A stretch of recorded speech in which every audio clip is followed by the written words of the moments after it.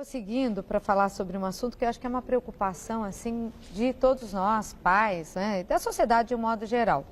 Eu não sei por que acontece, cada vez mais a gente vê casos como esses, quando uma pessoa está apaixonada, não tem olhos para mais nada, a não ser para a pessoa amada, né? E quando se trata de um casal de jovens, a dedicação é maior ainda, o ciúme muito maior. Afinal, para os jovens, tudo tem que ser intenso. Então, se é um ciúme, é um baita de um ciúme. Se é um amor, parece que aquele vai ser o único e o maior amor da sua vida. Nós já fomos jovens e sabemos que não é bem assim. Mas explicar como para eles, né? Como impedir que eles tenham uma relação de menos brigas, menos intensa, para que haja aí sim, finalmente, um acordo entre eles, uma união, um relacionamento mais doce, melhor, sem deixar os pais tão preocupados assim. Adolescente anda brigando demais e a história do final feliz está cada vez mais longe. Adolescente de 16 anos, Flávia Naide Lima, que namorava o jogador da Portuguesa, Rafael Silva, de 20 anos, sofreu uma queda do 15º andar do prédio em que morava com o companheiro em São Paulo e morreu. O caso, que inicialmente foi registrado como suicídio, passa agora a ser investigado pela delegada seccional Elizabeth Sato como morte suspeita. Rafael conta que estava bebendo em um bar na zona leste de São Paulo, próximo ao local do incidente, e a jovem foi buscá-lo. Os dois começaram uma briga dentro do carro que se estendeu até o apartamento. Flávia teria jogado objetos contra ele, fazendo-o sangrar. Depois, ela teria se descontrolado e se atirado da sacada. Outro episódio envolvendo briga entre namorados foi o caso Eloá, em outubro de 2008. Lindenberg Alves, de 22 anos, tomado pelos ciúmes, mantinha a ex-namorada Eloá Cristina Pimentel, de 15, refém. O crime ocorreu em um conjunto habitacional em Santo André, Grande São Paulo. No desfecho trágico, Nayara deixou o apartamento andando, enquanto Eloá, carregada, foi levada inconsciente para o hospital e acabou morrendo. O que faz jovens aparentemente calmos e equilibrados a terem atitudes agressivas? É isto que vamos tentar entender agora, aqui no Manhã Gazeta. E eu estou recebendo aqui no programa para falar a respeito disso o Alessandro Viana, ele é psicólogo e acho que as clínicas nunca estiveram tão cheias, não é? Sem dúvida nenhuma, principalmente para tratar esses fatores de agressividade, depressão também entre os jovens, né? Uma pena, né, Cláudia? E na sua opinião, o que faz com que um casal jovem, né, apaixonado, possa brigar a esse ponto? Não foi a única briga, né, nesse caso mais recente, ocorrido nessa semana. A família contou de brigas homéricas que aconteciam antes. A mãe disse que a filha chegava sempre roxa e ela perguntava: que mancha é essa? Ah, eu caí, ah, eu bati, ah, eu machuquei não sei aonde. E era briga entre os dois, algumas até gravadas e apresentadas na televisão. Por que vem acontecendo cada vez com maior frequência, Alessandro? Olha, Claudete, na verdade a gente tem que considerar que o jovem ele está no momento de buscar a autonomia dele, de identidade. Então ele gera expectativa na sociedade, nos relacionamentos. Então qual que é a busca dele maior? Por ser aceito. Então ele quer ser aceito socialmente, pela família e também dentro de um relacionamento. Como ele não tem toda uma maturidade para lidar com os sentimentos, quando há o momento da rejeição, pode haver esse tipo de explosão. Só que aí tem uma questão, que eu costumo dizer bastante até para os pais que eu atendo. Quando você tem uma família equilibrada, harmoniosa, esse jovem vai saber lidar melhor com esses conceitos e não com as que não vai frustrações. acontecer, acontece. Não que não vai acontecer, mas vai saber, mas claro, a atitude né? vai A ser frustração diferente. a gente vive diariamente. Mas se ele tem uma família que não tem um bom equilíbrio, não teve uma base, a chance disso ocorrer, não julgando esses casos que passaram, Sim. mas a chance disso ocorrer é muito maior. Por que é tão difícil, na sua opinião, pai, mãe, colocar, ou quem cuida desse adolescente, colocar limites? Né? Que nem no caso dessa menina, 16 anos, ela já estava vivendo, né, com um rapaz e tal. Apesar das brigas, das agressões, os pais não conseguiram fazer com que ela saísse desse relacionamento. E muito cedo, né, para estar vivendo já assim, com uma pessoa, sem ter maturidade. Por que é tão difícil impor limites? Olha, na verdade, Claudete, sempre foi muito difícil. O que acontece, eu consigo citar alguns fatores. Hoje a rotina, o dia a dia deixa os pais mais estressados, com menos tempo de dar uma atenção para os filhos, só que às vezes se confunde a questão da qualidade e da quantidade. Então os pais dizem, eu não consigo porque eu não fico com ele. Mas e a qualidade em si? Cadê aquele momento, Claudete, de no final do dia bater um papo, aproximar? Então eu não vejo só essa questão de dificuldade dos dias de hoje, mas eu vejo que a família também, de alguma forma, se acomodou dentro desse padrão. Por isso que a gente tem esses casos, nós temos casos cada vez mais de jovens agressivos, agredindo professores, entendeu? Então, os próprios pais, muitas exatamente. vezes. Foi se mudando o padrão, delegando muito a responsabilidade para colégios, para psicólogos da situação E de a educar. família mesmo? Exatamente, ficou numa situação um pouco mais cômoda, né? Sei que não é fácil, mas precisa agir, precisa de uma energia e da imposição do limite. E o limite começa lá atrás. Porque o que eu sempre ouvi dizer, Alessandro, é que o adolescente, ele espera esse limite. Às vezes ele faz coisas esperando um não, que nunca vem também. Também faz falta, não é? Sem dúvida. Não só o adolescente, a própria criança. Então, no momento que ela vai engatinhar, se ela pegar um vaso e derrubar e tiver alguma atitude de repreendê-la, a criança ela vai entender o que é o não.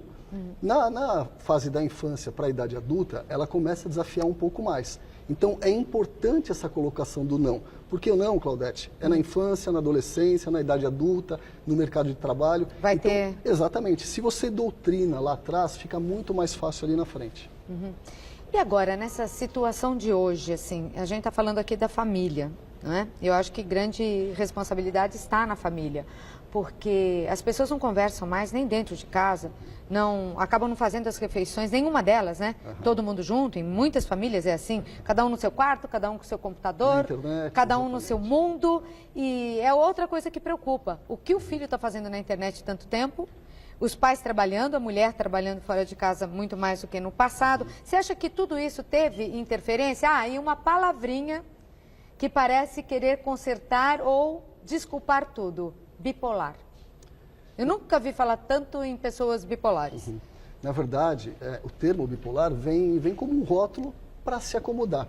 Então é muito mais fácil você delegar uma característica ou uma dificuldade sua na educação para algum título mais patológico. Então ou é bipolar, ou é hiperativo. Então hoje a criança que às vezes não tem uma educação boa ali de base... Porque é bipolar. Exatamente. Ou hiperativo, porque ele não para quieto.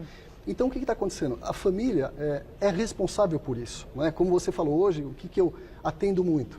Os jovens isolados dentro de casa, nos computadores. Então, hoje o namoro é virtual, hoje o relacionamento é virtual, não tem aquela situação mais do grupo. Nesse caso mesmo, eles se conheceram pela internet, sim, né? Sim. Nada contra essa ferramenta preciosa. Nada contra. Mas a questão da troca afetiva, de você experimentar a lidar com os seus próprios sentimentos, isso tem diminuído.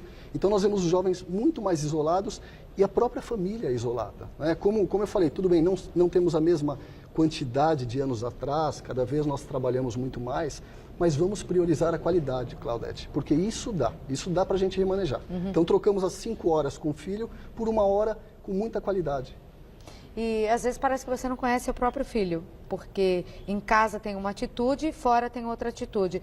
Tem algum sinal na personalidade desse jovem que é agressivo, que bebe e se modifica, ou que usa drogas e que vai bater numa mulher, pode matar? Nunca se matou tanto mulheres como atualmente no Brasil, né? É impressionante o caso de mulheres que são mortas por dia nesse país por companheiros, ex-companheiros, né? Ou que o valha. Existe alguma característica em que a mãe consiga perceber que esse adolescente está com algum problema?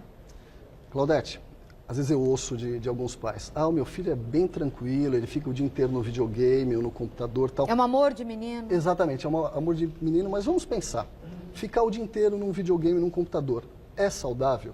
O que passa internamente? Então, às vezes, essa praticidade dos filhos estarem no computador, no videogame, faz com que os pais se acomodem nesse tipo de percepção.